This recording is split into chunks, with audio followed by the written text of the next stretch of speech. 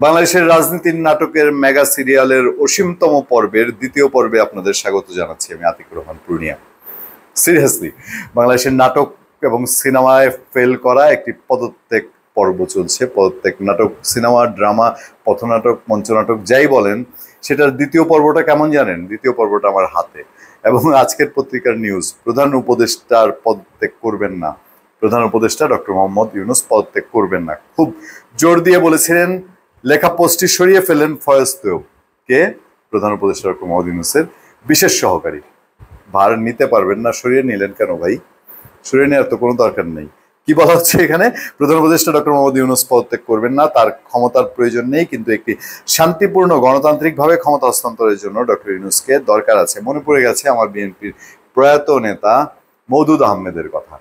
90 সালে আমরা 90-এর স্বৈরাচার বিরোধী আন্দোলনের রাজপথের শিশু নেতা, আমরা তখন স্কুলে পড়ি, কিন্তু সেই যে রক্ত গরম 5ই আগস্টে যেরকম বাচ্চা কাচ্চাদের হয়েছিল, সেই রক্ত গরমের সময় আমার এখনো মনে আছে, সাদা কালো টেলিভিশনে রাত 8টায় এরশাদ পদত্যাগ করলেন 6 ডিসেম্বর 1990। 5 ডিসেম্বর মওদুদ আহমেদ, প্রয়াত বিএনপি নেতা, আমি তাকে খুব শ্রদ্ধা করি, আমার সাথে খুবই সম্পর্ক ছিল পেশাগত কারণে, কিন্তু ব্যক্তিগত সম্পর্কটা পরে অনেক গভীর হয়েছিল।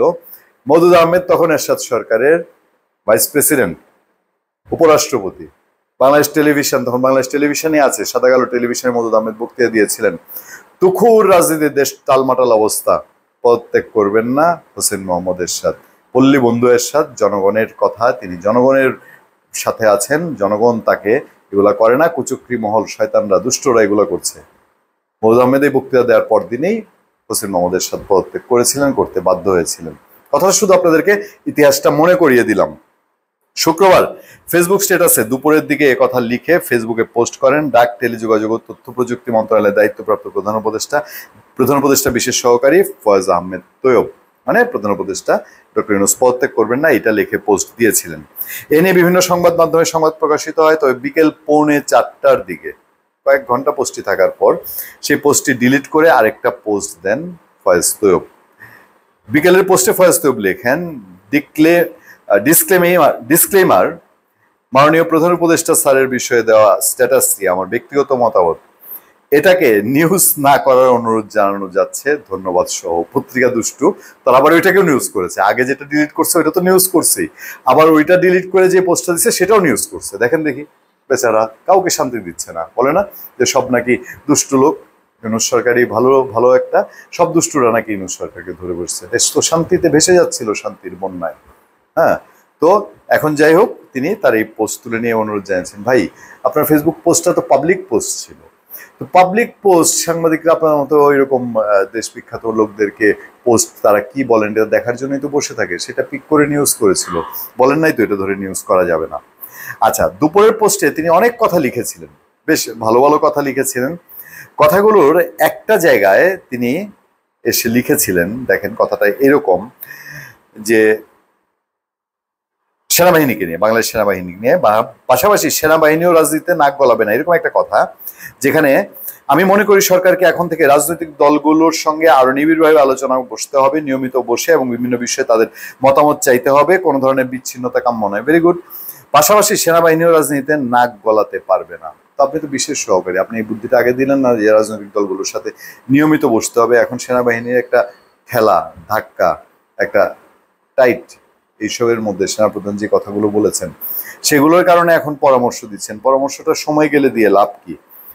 তিনি বলছেন কোনো ধরনের বিচ্ছিন্নতা কাম্য নয়, পাশাপাশি সেনাবাহিনীও রাজনীতিতে নাক গলাতে পারবে না।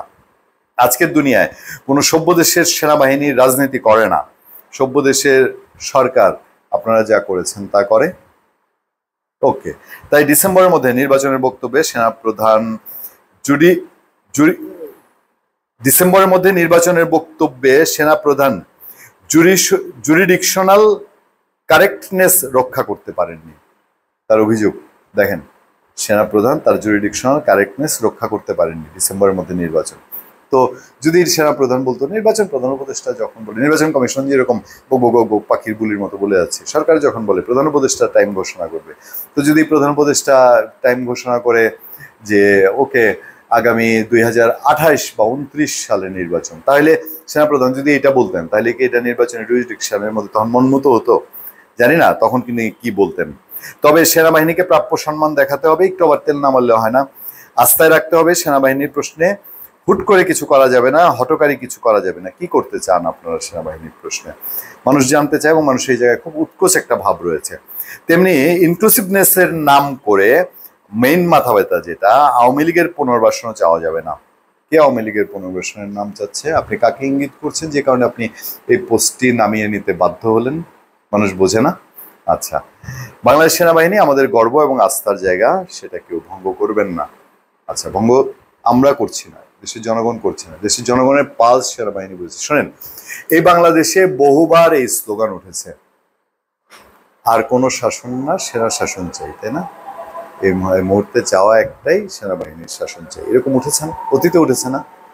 অতীতে তো উঠেছে। আওয়ামী লীগই তো 111 গভর্নমেন্টকে স্বাগত জানিয়েছিল, তার আগেও হয়েছে। 90 পরবর্তী বাংলাদেশের সেনাবাহিনী পলিটিক্যাল গভর্নমেন্টকে সব রকম সাপোর্ট দিয়ে গেছে এবং পলিটিক্যাল গভর্নমেন্টকেই তারা গার্জিয়ান মেনেছে।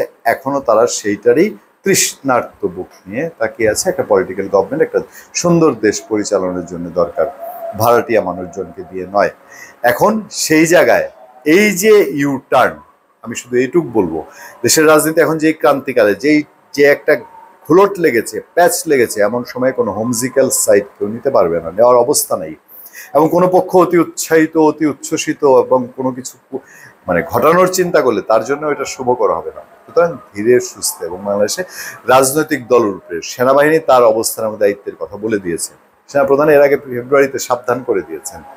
বর্তমান সরকার দিকবিদিক শূন্য একটা অবস্থা, তার না আছে জনসমর্থন, না আছে সেই টিম এনসিপি কতিপয় বাচ্চা ছেলে পেলে দিয়ে, আর সরকারে যারা কাজ করেন তারা তো ভিন্ন বিষয়।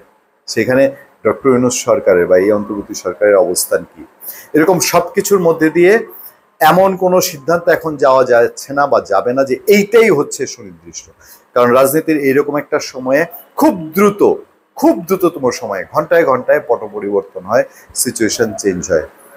সাথে থাকুন, ভালো থাকুন, সুস্থ থাকুন, সত্য, করুণা এবং সহনশীলতার সাথে। আপনার সাথে আমি আতিক রহমান পূর্ণিয়া।